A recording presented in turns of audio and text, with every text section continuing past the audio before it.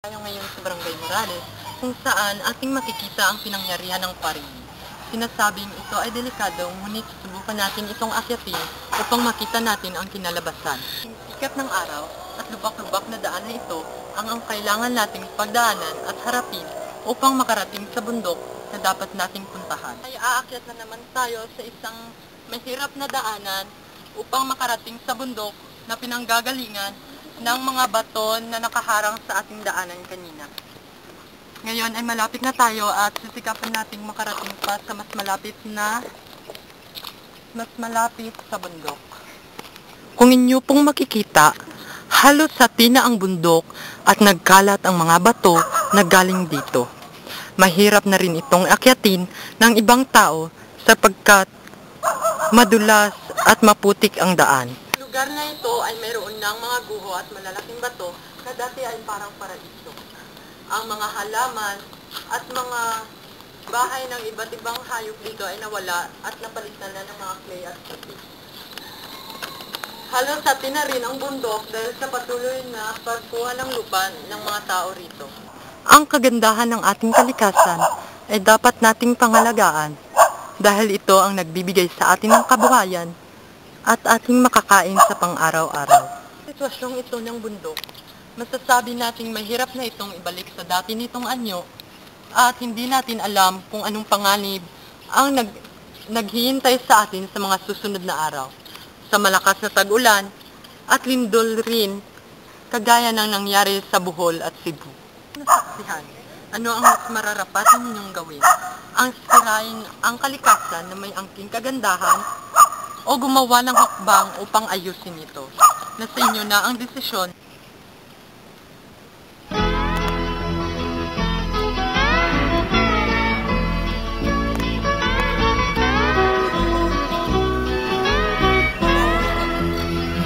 Wala ng masamang epekto ng paring na ito ay pinahintulutan pa rin sila ng DNR upang ipagpatuloy ito.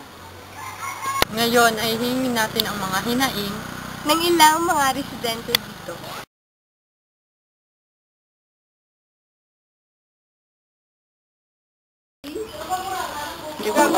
Sang-ayon ka ba? Hindi ako sang-ayon.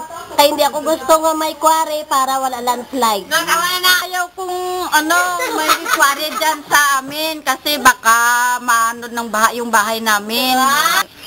Hindi. Kay ang mga punuan doon sa bundok, baka mahulog, wala nang matira na makakuan ng tubig sa ibabaw. Masira yung mga tanim sa ibaba. Matabunan ng maraming tubig at lupa. Kawawa yung may tanim na palay. Wala nang kainin. Sangayon ako para ipiling sa balay. Sugot ka ito nga saga katabo nga kwaring diri sa inyo nga barangay. Hindi. Nga ate. Di may kay maglinog. Yung lang nga. Maglinog.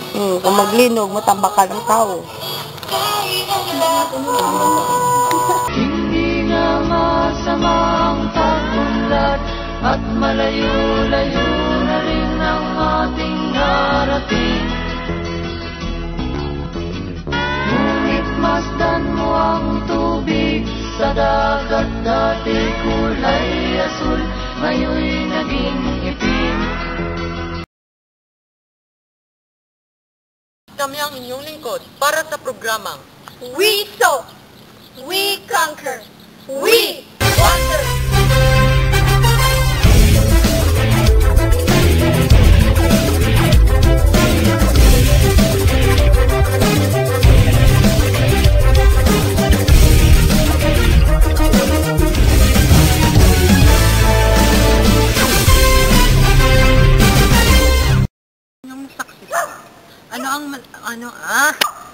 Ngayon ay hingin natin ang hilang inahing. Ngayon, ang lugar na ito ay mayroon ng mga guho at malalaking bato na parang paraiso. Ang mga dating berdeng damo ay napalitan na ng mga clay at putik. Halos at Ngayon ay hingin natin ang mga hinaing. Ay hingin natin Ay, nice one. Ang lugar na ito ay mayroon ng mga guho at malalaking bato. Ang lugar na ito ay mayroon ng mga guho. Ang lugar